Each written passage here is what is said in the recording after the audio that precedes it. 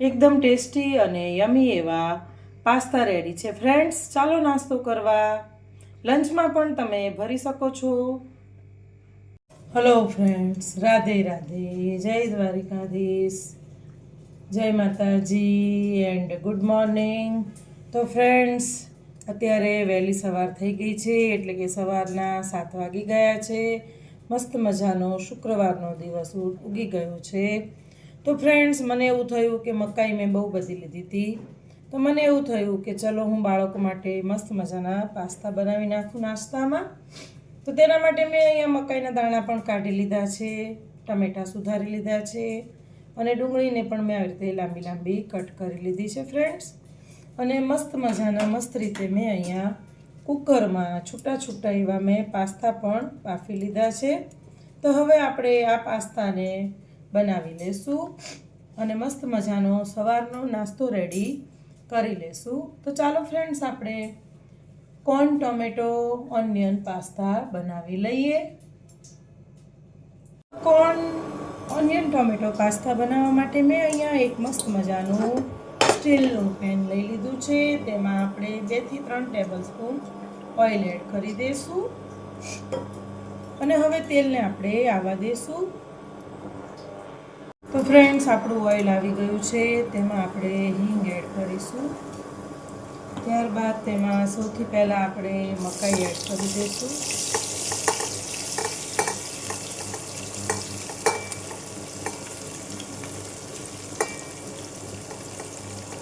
ત્યારબાદ તેમાં આપણે ડુંગળીને પણ એડ કરી દેવાની છે. પહેલાં આપણે મકાઈ અને ડુંગળીને થોડીવાર માટે એમનેમ ચડવા દઈશું. ત્યારબાદ તેમાં આપણે ટમેટાં એડ કરીશું.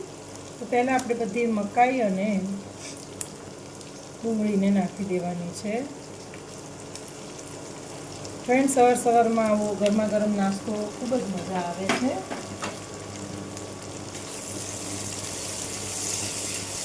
તમે પણ આવી રીતે મકાઈવાળા પાસ્તા ટ્રાય કરજો, ખૂબ જ સરસ ટેસ્ટમાં લાગે છે.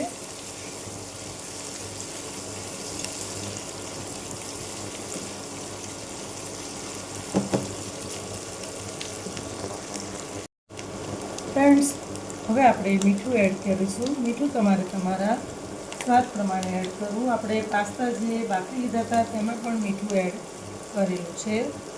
અગાઉ પણ મારી પાસ્તાની રેસીપીમાં કુકરમાં કેવી રીતે પાસ્તા બાફવા એની મેં રેસીપી મૂકેલી જ છે ફ્રેન્ડ્સ. તો તે મારી ચેનલ જિજ્ઞાબા કિચનમાં તમારે જોઈ લેવી.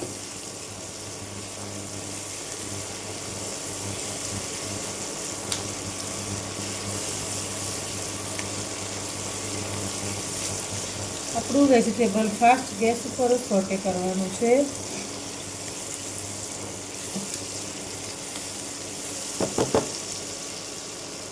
ત્યારબાદ તેમાં હવે આપણે ટમેટાં એડ કરી દઈશું.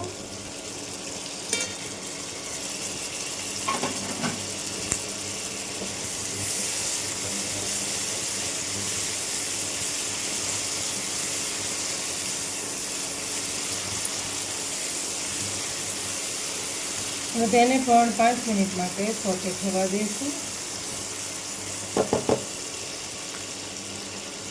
ફ્રેન્ડ્સ, આપણા વેજીટેબલ સરસ આપણે ફાસ્ટ ગેસ ઉપર જ સોટે થવા દીધા છે અને સરસ વેજીટેબલ પણ ચડી ગયા છે. ત્યારબાદ તેમાં આપણે શેઝવાન સોસ એડ કરીશું.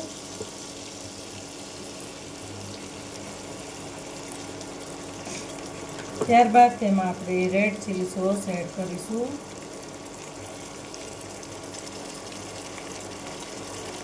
ફ્રેન્ડ્સ, અમે આવડા પાઉચો જ લાવીએ છીએ.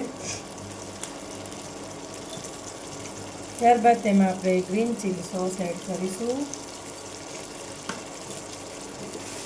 અને હવે બધું મસ્ત રીતે મિક્સ કરી લઈશું.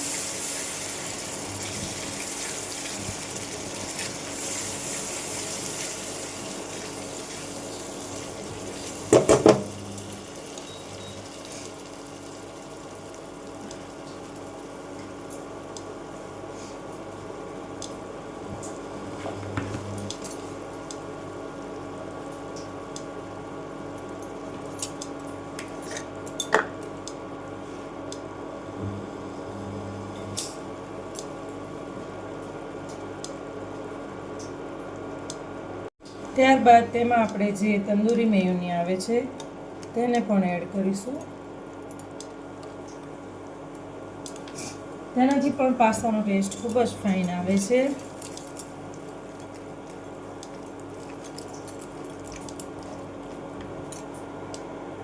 ફ્રેન્ડ્સ, હવે આ બધા આપણે સોસીસ બધા નાખ્યા છે.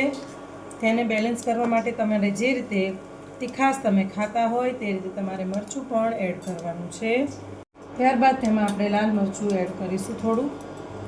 થોડા સ્પાઇસી જોઈએ છે અમારે.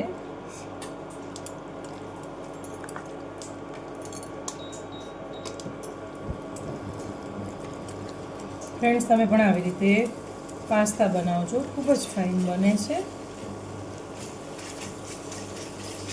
એમાં કોર્નનો ટેસ્ટ તો ખૂબ જ મસ્ત લાગે છે.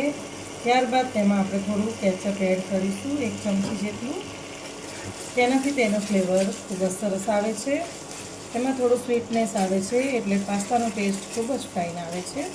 ત્યારબાદ તેમાં આપણે બોઇલ કરેલા પાસ્તા એડ કરી દઈશું.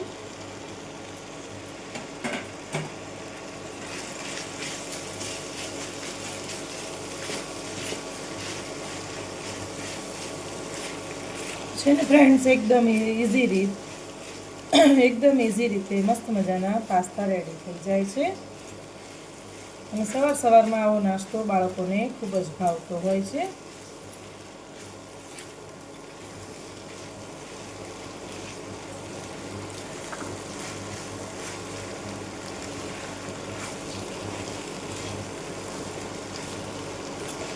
તો જો ફ્રેન્ડ્સ, કેવા મસ્ત રીતે ફટાફટ એવા પાસ્તા રેડી થઈ ગયા છે. કોઈ પણ ગેસ્ટ આવે તો પણ તમે આટલા ઝડપથી આવો નાસ્તો બનાવીને રેડી કરી શકો છો.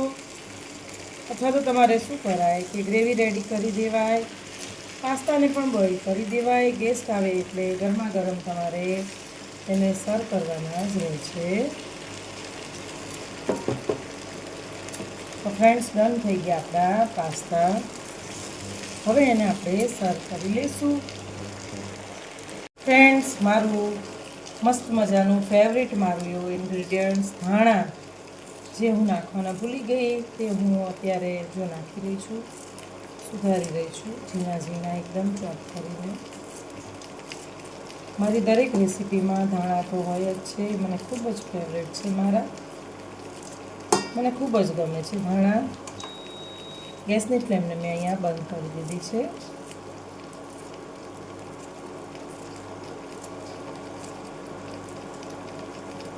મારા બંને બાળકોમાંથી એક બાળકને ધાણા નથી ભાવતા અને મારા દીકરીને તો ખૂબ જ ભાવે છે. તો બી હું નાખું છું એટલે ફરજિયાત ખાવા જ પડે છે ધાણા બાળકોને, કારણ કે હેલ્થ માટે ખૂબ જ સારા હોય છે. જો ફ્રેન્ડ્સ, ધાણા નાખવાથી આખો તેનો કલર જ ચેન્જ થઈ જાય છે અને ડીશનો આખો ગેટઅપ જ અલગ આવે છે. તો ચાલો ફ્રેન્ડ્સ, હવે આપણે પાસ્તાને સર્વ કરી લેશું. ફ્રેન્ડ્સ, આપણા મસ્ત મજાના પાસ્તા બનીને રેડી થઈ ગયા છે. જુઓ, એકદમ મસ્ત ફર્સ્ટ ક્લાસ એવા પાસ્તા રેડી થઈ ગયા છે. તો તમે પણ જરૂરથી ટ્રાય કરજો. આવી રીતે ફટાફટ ઝડપથી બને તેવા કોર્ન, ટોમેટો, ઓનિયન પાસ્તા. તો ચાલો ફ્રેન્ડ્સ, ફરીથી મળીશું જિજ્ઞાબા કિચનમાં. અને હા ફ્રેન્ડ્સ, જો તમારે મારી આવનારી કે હવે જિજ્ઞાબા કિચનમાં નેક્સ્ટ આઈટમ કઈ બનવાની છે તો તે જોવી હોય તો તેના માટે તમારે મારી ચેનલને તો સબસ્ક્રાઈબ કરવી જ પડશે. તો ફ્રેન્ડ્સ, મારી ચેનલને લાઇક, શેર અને સબસ્ક્રાઈબ કરજો અને પેલી બેલ આઇકોન પ્રેસ કરવાનું ભૂલતા નહીં. અને હા ફ્રેન્ડ્સ, મારા ફેસબુક પેજને પણ લાઇક કરવાનું ભૂલતા નહીં. તો ફ્રેન્ડ્સ, ચાલો ફરીથી મળીશું નવી એક વાનગી સાથે જિજ્ઞાબા કિચનમાં. રાધે રાધે, જય દ્વારિકાધીશ, જય માતાજી, બાય બાય.